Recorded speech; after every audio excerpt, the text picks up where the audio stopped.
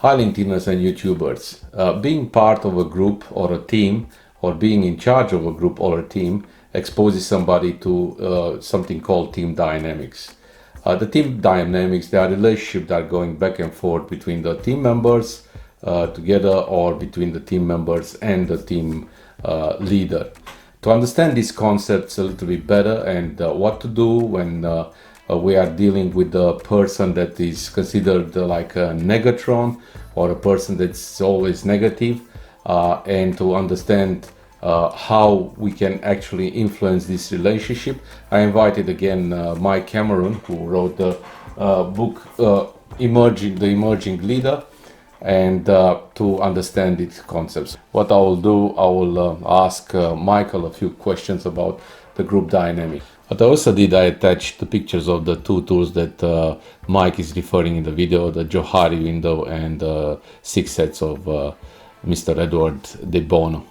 I split this video in two because LinkedIn doesn't allow us more than 10 minutes, and the interview, obviously, it was a little bit longer. So I also invite you to join the discussion, and not just to join the discussion, please comment, and also, as usual, I put a link to Mike Cameron's book in my comments. So let's hear from Mike. Do with the group dynamics. Yeah, about group dynamics, when you have, and you had an example in your book actually, that you were saying like a team of 4 and 3, they are going on with an idea. The fourth one, I'll call it a handbrake, there might be reasons for that. And then how do you regulate emotionally a team dynamic like that? Well, I think if you're talking, and the way I'm coming to answer this question is a small team. The most important thing in a small team is to make certain that everyone has had an opportunity to express their concerns, their views, if they were a team leader, what they would like to have seen as the objective. So if you're finding you've got one person who appears to be forever being the handbrake on the process, and the process is beginning to be delayed, then as a team leader, it's important to get to the bottom of it. Why are we having these issues? What hasn't been taken into account? But ultimately, it is totally okay for you as a team leader to express disappointment. If you've given somebody the opportunity to address and bring up concerns they may have, or slightly different outcomes or process, then really what you're trying to do is say, tell me why, what are the barriers to you in fact engaging? One of the tools that's a great tool to be able to use here is the Johari Window. It's on page 141. So it's that picture there. It's one of the important ways of being able to have a conversation, particularly in a group environment where you share the impact of somebody else's behavior on you, and allow them to come back to tell you your behavior on them. In other words, what we're trying to say is, why is one person, what is the motivation for that one person to be out of step with the rest? Now, it's a little bit different than what we were talking about before we went into the recording.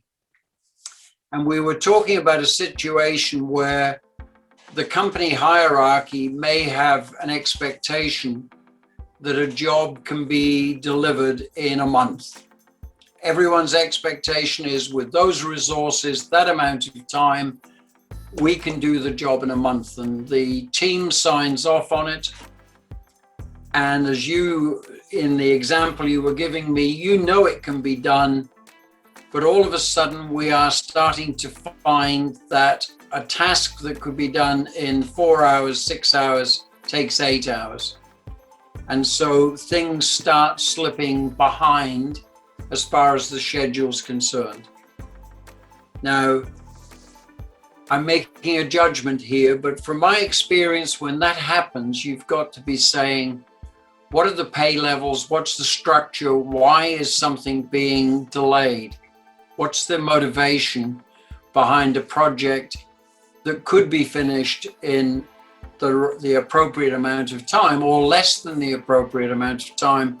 Why are we extending it? And again, if you look at my book, I, in 2 areas, refer to this sort of dynamic. One is under the emotional intelligence of groups. That's the 140, page 140 or thereabouts onwards. And the second part is in page 163 under emotional resilience. Sometimes people don't want to come to the end of a project. Sometimes people like working with a particular group. It ticks all of their emotional needs. They feel wanted, they feel important, they feel respected. They enjoy being part of the team. And if they suddenly can see that a project's likely to end, what can they do to make that project last out, go longer? Sometimes it can be, I worked with engineers on a project for the Melbourne airport, and you ended up with young engineers working 12-hour shifts when their employer expected them to work an 8 to maximum 10-hour shift. Why? Because they weren't getting enough money and they were paid on an hourly basis, and they came up with justification for why they needed to be on site for 12 hours. So is that good for them? Is it good for the company? No. Ultimately, over time on that project, accident rates went up. People were not doing the work to the level that they should because they were tired and they were missing things. So all of these things under group dynamics, it's important to understand that your role as a leader is to actually say, why have we got that problem? And again, go back to what we were talking about before. Ask questions for which you don't have answers. And the easiest way, Edward, to start that question is to, first of all, say what you are disappointed about. In other words, Joe, I've noticed that we haven't, for the second day running, ended up achieving what we talked about at the toolbox in the morning. Full stop. You're disappointed. Yeah. So you've said it, and then at the end of that, say, tell me about it. What's the issue? Yeah. But don't say anything afterwards until you've given that person an opportunity to discuss it.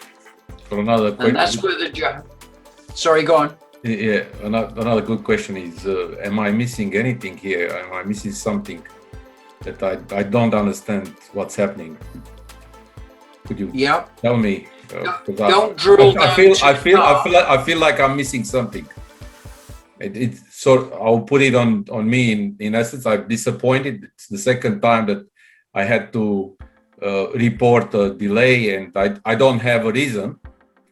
So am I missing something here? And then pause. And then pause. Yeah. Whatever you do, be very careful of the language not being judgmental. It can be disappointment. Yeah. It can be that you personally are hurt by their lack of ability to have delivered to the promise. Because ultimately, in the example I gave you, if it was the second day after you've had a discussion at the toolbox and that person hasn't delivered, when was the right time for that person to tell you they had a problem?